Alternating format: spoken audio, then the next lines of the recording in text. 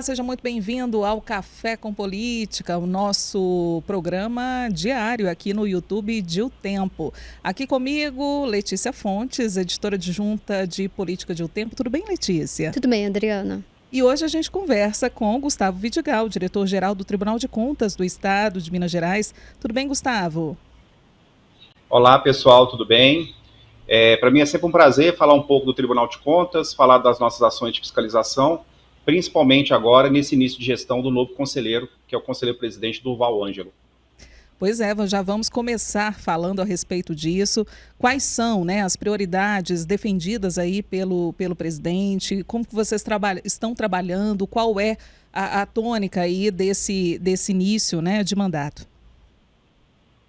Bom, para a gente contextualizar as nossas ações, as diretrizes do conselheiro-presidente, a gente tem que fazer um contexto que desde o ano passado nós começamos o planejamento das ações durante esse biênio de 2025 e 2026 do conselheiro-presidente. Primeiramente, nós mudamos a estrutura da unidade técnica, né, só para vocês entenderem. O Tribunal de Contas ele é composto por uma unidade técnica, os gabinetes dos conselheiros substitutos do Ministério Público, e com base nas ações de fiscalização da unidade técnica é que são realizadas as auditorias, as fiscalizações, as ações de controle nos municípios mineiros, bem como no estado de Minas Gerais. A diretriz do conselheiro Durval Ângelo é muito clara em relação às políticas que serão desempenhadas no Tribunal de Contas. Primeiro, políticas sociais, a gente vai trabalhar muito com o planejamento das políticas públicas. Não é à toa que a gente está criando uma diretoria de auditoria para avaliação de políticas públicas. A nossa diretoria também de inteligência, que é o Suricato, ele vai trabalhar muito não somente na área de contratação pública, mas também na área de planejamento do orçamento público.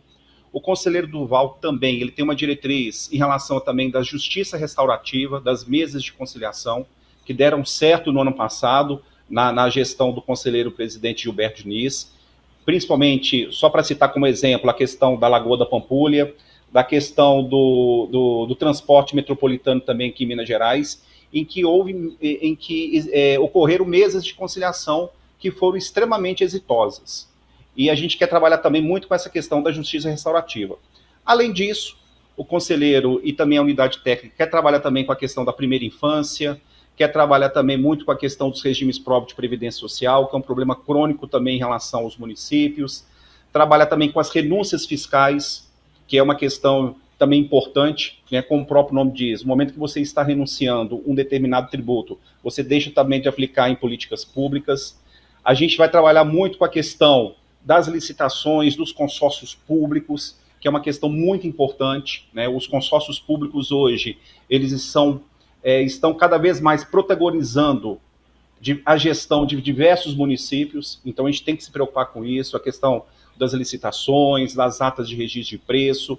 Então, o que eu posso resumir em relação às diretrizes do conselheiro Durval Ângelo na presidência nesse biênio, bem como também da unidade técnica, é políticas públicas, efetividade e resultado. Não é à toa que o slogan que vai imperar durante esse biênio vai ser transformando o controle em resultados. É a nossa maior preocupação. O Gustavo, o senhor falou sobre essa questão ali de ônibus, né, metropolitanos, porque o TCE tem buscado, né, firmar acordos com órgãos públicos para autorizar esse uso, né? Tem alguma coisa que dá para poder adiantar, né, sobre essa questão ali? Ano passado, um desses casos foi a compra, né, dos ônibus metropolitanos. O porquê dessa medida, se isso vai continuar? O senhor já falou que isso vai ser uma diretriz também, né? Letícia, nessa gestão foi criada uma assessoria específica para tratar das mesas de conciliação e de justiça restaurativa. Só para vocês compararem, o TCU, o Tribunal de Contas da União, ele tem uma secretaria que chama SECSEX Consenso, que ela trabalha exclusivamente nessa questão de mesas de conciliação. Porque a gente tem que trabalhar o tribunal não somente como um tribunal que pune, pelo contrário, a gente tem que trabalhar com um tribunal também que dá efetividade nas políticas públicas. Só para vocês terem um dado que é importante. As pessoas geralmente vinculam a falta de recursos públicos à corrupção. O grande problema do Brasil na gestão pública não é a corrupção. É também um grande gargalo, é um grande problema a ser enfrentado, mas é principalmente a má gestão. A má gestão é um problema crônico em relação à prestação de serviços públicos, em relação a esgotamento sanitário, em relação a problemas de saúde. É um grande problema que a gente tem que enfrentar. E as mesas de conciliação são um instrumento efetivo e importante para dar celeridade à implementação de políticas públicas. Então, por exemplo, em relação à Pampulha, que houve um acordo que foi presidido, pelo relator, ex-conselheiro Cláudio Terrão, a questão dos ônibus metropolitanos, que foi conciliado pelo conselheiro Agostinho Patrus, hoje vice-presidente. Então, a tendência é utilizar cada vez mais essas mesas de conciliação no sentido de que, de uma forma tempestiva, célere, poder, de forma efetiva mesmo, dar resultado para a população. E essa nossa preocupação é uma tendência moderna, é uma tendência que é utilizada pelo Poder Judiciário. Não é à toa que o Código de Processo Civil atual, ele utiliza como mote a questão da conciliação. Você vê na Justiça do Trabalho, no Tribunal de Contas da União. Nós tivemos, no ano passado, um congresso nacional da Tricom, que é a Associação dos Tribunais de Contas, em que houve um trabalho muito grande em relação às conciliações. Então, é a tendência que a gente tem que utilizar no sentido de e dar celeridade também à gestão pública. Agora, eu imagino, Gustavo, o desafio, né? Comandar uma cidade, um estado, né? Não é algo fácil. Em relação à má gestão, que o senhor aponta como sendo um dos gargalos, um dos principais problemas hoje enfrentados, né, na gestão pública. Isso se deve a quê? É a falta de preparação, é a falta de conhecimento do local, né, onde aquele gestor está, é a falta de apoio. O tribunal consegue detectar e de que forma é possível também minimizar, né, esses gargalos, essas dificuldades? E, Gustavo, só para poder emendar, porque eu tinha uma pergunta um pouco parecida, na questão ali das prefeituras, né? Prefeitura onde está mais capitalizado, é mais difícil ali o acompanhamento. O que o TCE tem feito para poder melhorar, né, e acompanhar essa fiscalização? Excelente pergunta. Vamos lá. A gente tem que entender que o Brasil é um país continental. Nós temos mais de 5.500 municípios. O estado de Minas Gerais, para vocês terem uma ideia, em termos comparativos, ele é maior, inclusive, que o próprio país França. São mais de 800 municípios, para ser exato, 853 municípios, que nós temos, desde uma grande cidade, que é Belo Horizonte, até uma pequena cidade, que é a Serra da Saudade.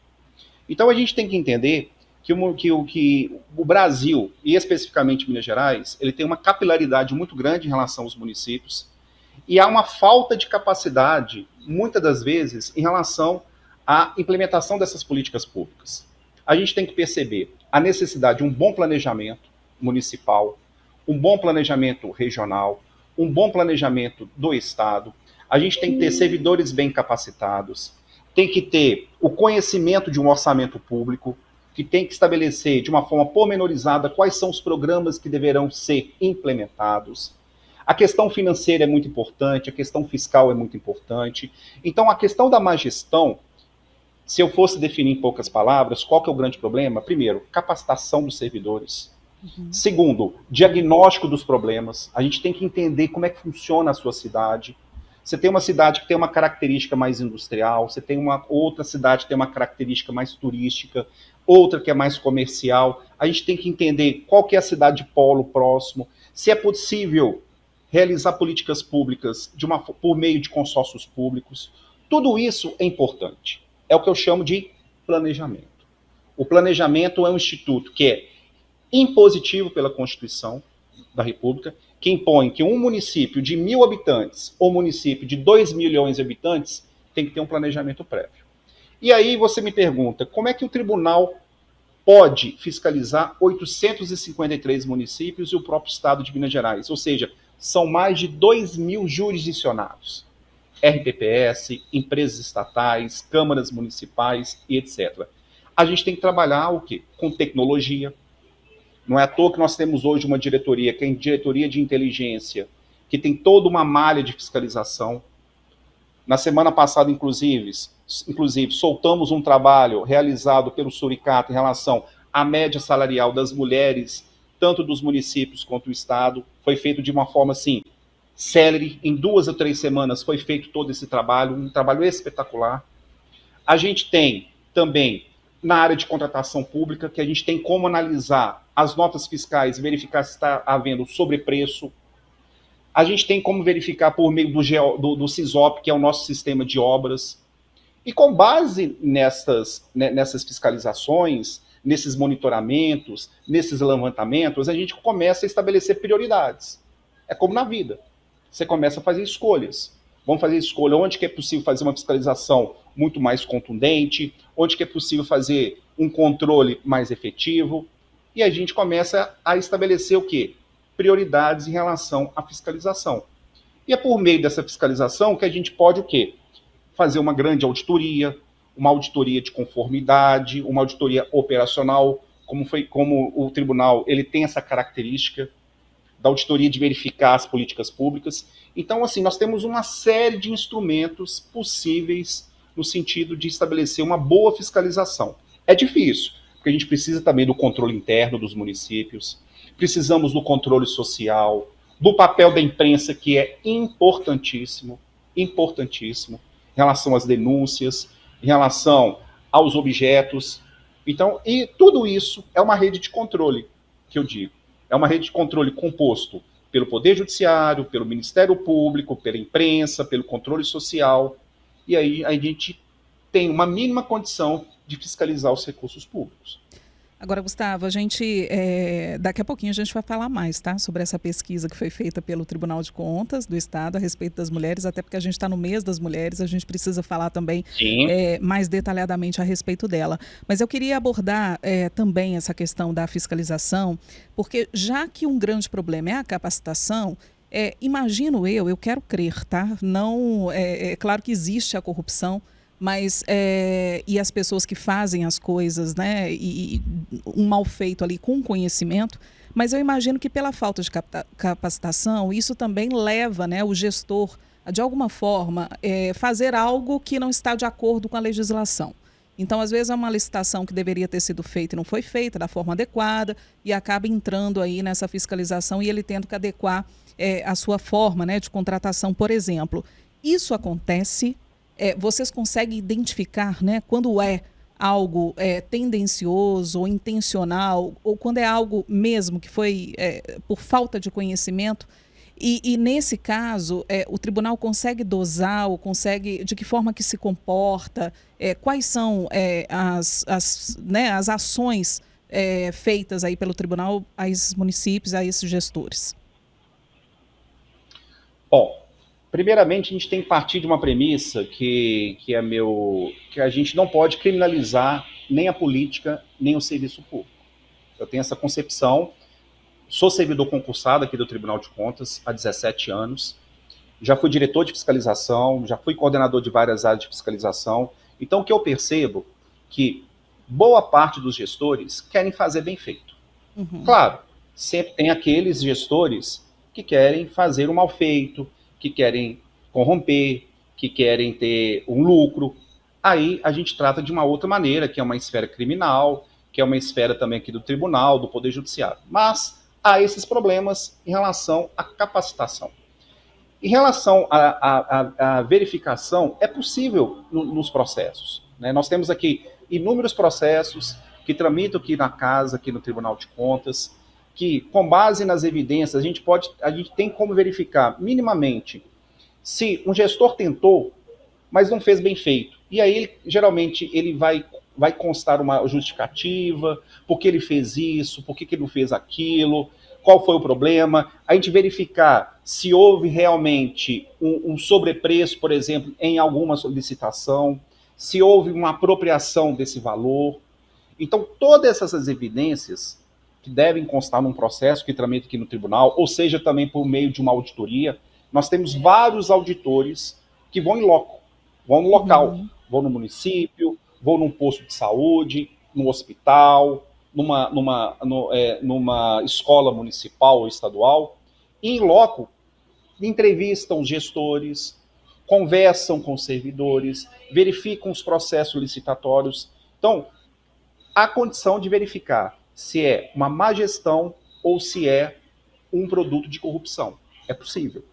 E quando é má gestão, a gente tem várias formas de punir. Seja por meio de uma multa, seja por meio de uma mera advertência, seja por meio de um plano de ação, que é um instrumento muito interessante aqui no Tribunal de Contas. Que instrumento é esse? É o tribunal identificar os problemas e colocar assim, gestor, eu tenho aqui um problema, me apresente um plano que você possa efetivar para corrigir esses problemas. É muito mais célere, é muito mais efetivo.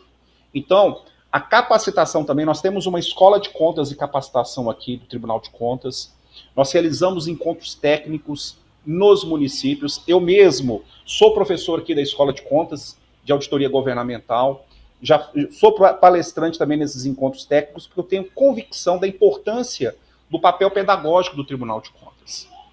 A gente realiza parcerias com a Associação Mineira de Municípios, com outras associações, com o Tribunal de Contas, com outros tribunais, no sentido também de implementar uma boa capacitação. É claro, a gente tem muito trabalho a fazer, eu não tenho dúvida disso.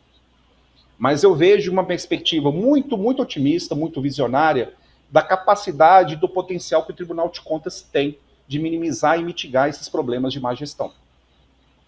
Gustavo, o Minas Gerais está prestes, né, a receber muitos recursos ali do Acordo de Mariana, já está recebendo de Brumadinho. Como que o TSE tem trabalhado para garantir a boa utilização desses recursos? E se já teve algum problema? Perdão. A gente tem identificado, o tribunal tem acompanhado muito de perto essa questão das receitas que são recebidas pelo Estado, bem como também pelos municípios. No ano passado, para vocês terem uma ideia, no momento da análise das contas do governo estadual, a unidade técnica aqui do tribunal, que nós chamamos de CEFANGE, é o que fiscaliza exclusivamente o Estado de Minas Gerais, durante todo o ano, ela identificou algumas questões a serem solucionadas em relação ao Acordo de Mariana. Questões formais, as questões relacionadas com repasse aos municípios e etc. Então, o tribunal acompanha muito de perto essas receitas que são recebidas pelos municípios e também pelo Estado de Minas Gerais. Por quê? Porque com base nessa receita que é possível implementar as políticas públicas. E a gente tem essa verificação, a gente tem um grupo de estudo aqui, um grupo de trabalho aqui no tribunal, melhor dizendo, em que acompanha de uma forma concomitante esse acordo de Mariana. A gente está aberto a isso. O conselheiro Durval Anjo, que é o atual presidente, ele tem uma concepção assim muito próxima em relação a essa questão do desastre de Mariana, de Brumadinho.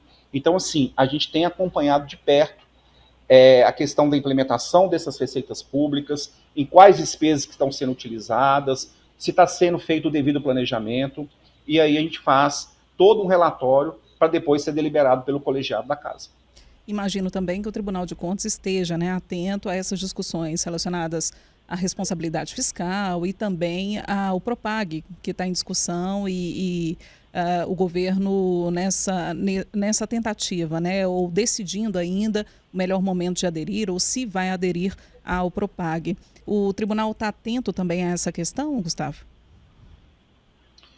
Coincidentemente, hoje, conversando com a nossa superintendente de controle externo, que é a responsável pela unidade técnica, juntamente com as diretorias, a gente já está montando um grupo de trabalho, foi uma diretriz do conselheiro presidente, a Assembleia, por meio do seu presidente, né, também já implementou também um estudo sobre a questão, é o regime de recuperação fiscal ou é o Propag? Então, a gente está preocupado com isso, para a gente entender qual é a melhor solução para o Estado de Minas Gerais. Claro, numa perfeita sintonia, numa perfeita parceria com a Assembleia Legislativa.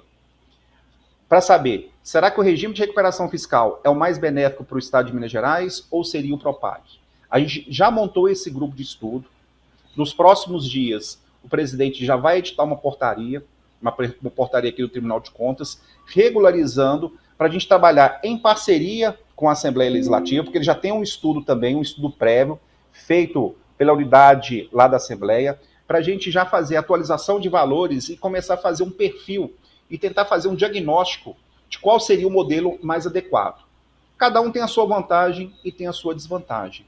Mas o que a gente tem que entender é o seguinte: hoje, Minas Gerais, ela tem uma dívida com a União, e isso impacta sensivelmente na implementação de políticas públicas. Eu não sei se vocês sabem que sempre não, a gente tem que reduzir o tamanho do Estado, a gente tem que reduzir despesa. Eu sempre digo o seguinte: as 3 maiores despesas do Estado de Minas Gerais são saúde, educação e segurança pública.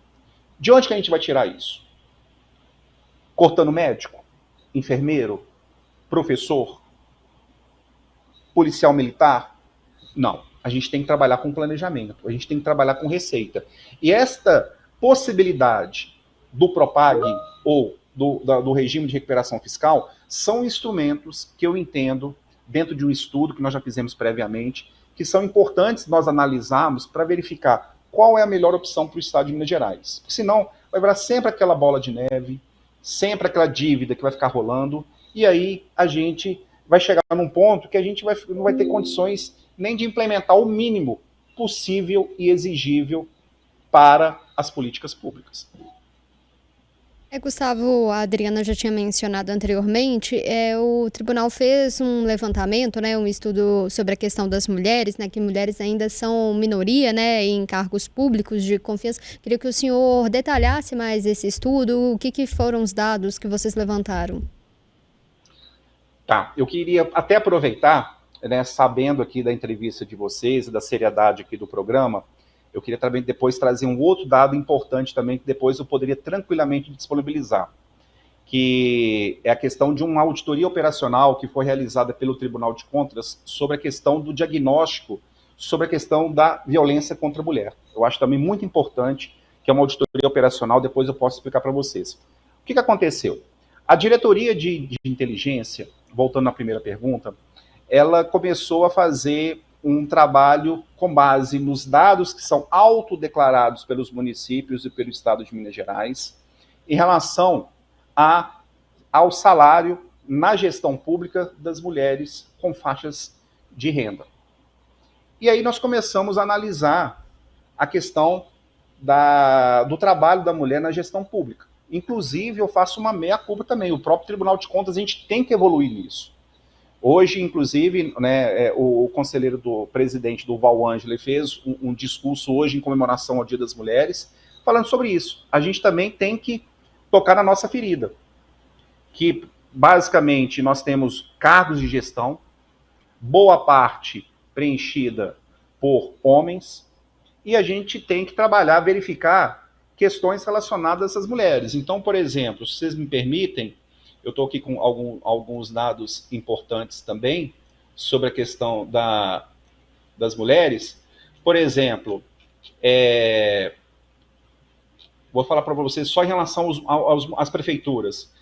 Salários até 5 mil reais, 57% do recrutamento amplo, que são cargos em comissão, são preenchidas por mulheres, 43% por homens. Quando a gente coloca uma faixa acima de 20 mil reais, 44% para mulheres, 56% para homens. Dentro de um recrutamento restrito em relação à gestão, acima de 20 mil reais, 23% são mulheres e 77% são homens, ou seja, aqueles cargos de gestão de recrutamento dos próprios servidores que são concursados. Em relação, por exemplo, a autarquias e fundações,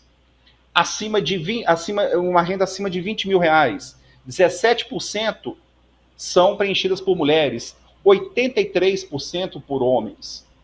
Em relação às estatais não dependentes, que não dependem, que têm uma autonomia econômica própria, 14% com rendas entre 10 a 20 mil reais são preenchidas por mulheres, 86% por homens. Então, assim, realmente há uma desigualdade. Eu fico até um pouco, assim, receoso de comentar tais dados, porque, assim, eu não tenho uma autoridade de fala de uma mulher. Eu sou homem, mas a gente tem que ter, né, hoje mesmo eu proferi um discurso também sobre a comemoração, a gente tem que sentir empatia para essa relação. Então, quais são as questões que esse relatório também abordou? O que a gente tem que fazer para tentar melhorar essa situação? Dentro desse relatório, que foi um relatório feito por 2 servidoras aqui do tribunal, mulheres. capacitação em relação à liderança, diagnosticar quais são os problemas em relação à desigualdade, a questão de uma seleção mais equitativa para a escolha de mulheres, a questão de uma consciência maior nas gestões. Então, foram conclusões realizadas nesse trabalho que eu entendo que são extremamente pertinentes. É um trabalho árduo, é um trabalho que a gente tem que paulatinamente construir nas gestões públicas, municipais e estaduais. E eu imagino que seja um trabalho também que pode, né, orientar uma estratégia dentro do próprio tribunal, né, para aumentar esse número de mulheres em cargos de gestão, no número de funcionários e também orientar as próprias prefeituras, né, e o próprio estado mesmo a aumentar, fazer com que a mulher se torne mais representativa, né, nesses ambientes que são majoritariamente masculinos. É um grande avanço, a gente precisa avançar muito, mas o diagnóstico é fundamental para traçar agora políticas, né, para fazer diferente, né, Gustavo? Sim, a gente tem que fazer diferente. Eu acho que tem que haver. Hoje nós assistimos uma palestra muito interessante aqui no tribunal, e a palestrante disse uma coisa que eu achei extremamente pertinente. A gente tem que trabalhar a sociedade todas como aliados. A gente tem que trabalhar numa construção contínua, dentro de uma construção de empatia, dentro de uma construção que todos são importantes dentro desse contexto. Eu sou servidor público com muito orgulho, porque eu entendo que o Estado, o serviço público, ele é importante para prestar políticas públicas, principalmente para aquelas pessoas que precisam. Aquela pessoa que pega um ônibus, aquela que precisa de uma escola gratuita para os seus filhos, um posto de saúde, a universalização da saúde ela é muito importante, então a gente tem que trabalhar muito com isso. E só fazendo de um trabalho que foi realizado aqui no Tribunal de Contas, em 2022, nós tivemos uma interessante deliberação aqui no Tribunal de Contas, que foi da relatoria à época do conselheiro em exercício Adonias Monteiro, sobre uma auditoria operacional. O que é auditoria operacional? Aquela que visa identificar problemas, visa identificar defeitos em uma determinada gestão sobre a violência da mulher, contra a mulher. E essa auditoria operacional ela visava o quê? Verificar quais são os meios e os instrumentos que hoje o Estado utiliza, Polícia Civil, Tribunal de Justiça, as secretarias, sobre a questão de combater a violência contra a mulher. Então foi feito um relatório extremamente interessante, posso perfeitamente disponibilizar a vocês, que já foi deliberado, determinando a esses órgãos e recomendando a esses órgãos uma série de determinações, uma série de ações. É o que nós falamos no plano de ação acerca de tentar mitigar esses problemas. Foi encaminhado a esses órgãos, Tribunal de Justiça, Polícia Civil, Secretaria, SEDES, SEJUSP, Tribunal de Justiça, e nós estamos agora numa fase de monitoramento, cujo relator hoje é o conselheiro vice-presidente Agostinho Patrus. Então a gente está trabalhando com essa questão da violência, a gente tem uma série de auditorias a serem deflagradas sobre moradores de rua, a gente está querendo trabalhar muito com a questão dos aglomerados, das terras devolutas, de uma série de auditorias dentro de um contexto social. O Tribunal de Contas tem que ter esse papel, um contexto social, implementação de políticas públicas.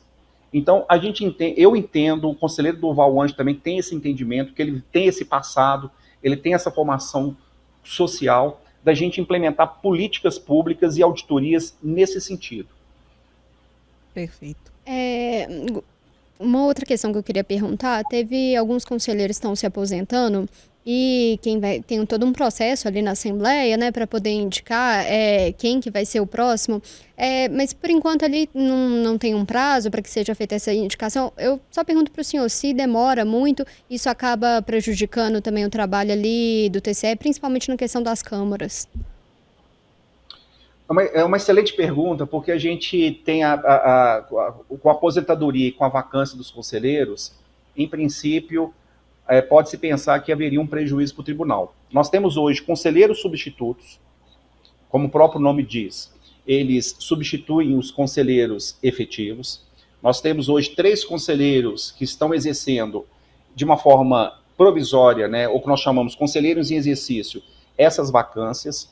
Em abril nós teremos mais outra aposentadoria, mas o conselheiro Durval Anjos confia plenamente na Assembleia Legislativa, confia plenamente no seu presidente, que vai estar conduzindo todo esse processo de uma forma extremamente republicana e democrática, porque a Assembleia tem esta prerrogativa, né, de escolher desses 4 aqui, 3 conselheiros que virão para cá. Nós estamos funcionando normalmente, as câmaras estão funcionando normalmente, o pleno está funcionando normalmente, a unidade técnica plenamente, produzindo os seus relatórios, produzindo os seus trabalhos. Então, hoje é um sentimento de aguardar o posicionamento da Assembleia com essa prerrogativa. O conselheiro Durval Anjos tem plena convicção que todo esse processo está sendo muito bem conduzido pelo atual presidente, que é o Tadeuzinho. Só uma última questão, não necessariamente é sobre o tribunal daqui de Minas, mas a gente teve recentemente uma polêmica ali com o Chiquinho Brazão, né, foi acusado. Se essa questão ela não acende um alerta para todos os tribunais de contas, se deveriam ter critérios talvez um pouco mais fortes, né, um pouco mais rigorosos ali para poder escolha dos conselheiros. Olha, Letícia, eu vou te falar que essa é uma pergunta assim, que sempre me perguntam, e eu, como servidor efetivo, eu tenho muita tranquilidade em dizer. A questão da escolha, né, você tem uma escolha que é uma escolha aparentemente política, mas a gente tem que entender o seguinte, é o que eu disse anteriormente, a gente não pode criminalizar a política. A política, ela faz parte de toda uma sociedade. Nós somos, né, cidadãos, nós somos pessoas de uma política. Então, as pessoas, os conselheiros que são indicados, sejam da Assembleia, sejam do próprio governador, sejam conselheiros advindos, por exemplo, do Ministério Público ou dos conselheiros substitutos, a gente tem que presumir, de uma maneira muito tranquila, que são pessoas aptas a exercerem a sua função. Nós tivemos pessoas que exerceram de uma forma muito estável o papel, seja como conselheiro, seja como procurador do Ministério Público, seja como conselheiro substituto. E é claro, como na vida, nós temos bons e maus servidores públicos, bons e maus juízes, bons e maus repórteres, bons e maus contadores. É a sociedade. A política é uma caixa de ressonância da sociedade. Então, essa questão de critérios, a gente tem que ter muita precaução de não generalizar. Claro, a questão do Chiquinho Brazão foi um caso específico. Se ele cometeu um crime, ele vai ter que ser punido rigorosamente pelo Poder Judiciário. Só que a gente não pode estabelecer isso como padrão. E a gente tem excelentes pessoas, advindos da política, advindos do jornalismo, da imprensa, do serviço público, do mercado. Então, assim, eu fico muito precavido em relação a estabelecer critérios. O que se tem que ter, critérios mínimos. Ser um gestor público, ou trabalhar com a questão da contabilidade, ou a questão do direito, a parte jurídica, a questão da gestão pública. Eu acho que são critérios mínimos. Ter uma vida pregressa, estável, então são critérios mínimos que a gente tem que estabelecer. Perfeito. Diretor-geral do Tribunal de Contas do Estado de Minas Gerais, Gustavo Vidigal. Gustavo, queria te agradecer demais, tá? Pela participação, por estar conosco aqui no Café com Política, dizer que as portas estão sempre abertas e quem sabe a gente possa também bater um papo pessoalmente em breve. Eu que agradeço a oportunidade. Eu agradeço a oportunidade porque a imprensa é um instrumento fundamental para que o próprio Tribunal de Contas possa mostrar a que veio. A gente tem um destaque constitucional, a gente tem as nossas competências. Muitas pessoas criticam do tribunal, mas eu acho que é uma crítica extremamente infundada em virtude do desconhecimento. Como eu disse, sou servidor público há 17 anos, sei do trabalho sério que os servidores públicos desempenham aqui no Tribunal de Contas, com produtos, com relatórios de auditoria, com fiscalizações, com análise de aposentadorias, de licitações, de concessões, de mesas de conciliação. Então, é um trabalho muito sério. Então, assim, eu quero agradecer a vocês pela oportunidade de tentar exteriorizar ao seu público o que o Tribunal de Contas faz. Porque a gente vai construindo um tijolo por tijolo para a gente legitimar a nossa atuação. Então, muito obrigado pela oportunidade. A gente que agradece, Gustavo. Letícia, mais uma vez, obrigada pela parceria. Obrigada, Adriana, e até a próxima. Até a próxima. Obrigada a você que nos acompanhou aqui no Café com Política. Lembrando que todo dia tem um Café com Política inédito para você, sempre às 9 da manhã. Nos acompanhe nas redes sociais, se inscreva no nosso canal, fique conosco, seja parte aí dos quase 1 milhão de inscritos aqui do tempo.com.br. Obrigada a você e até a próxima.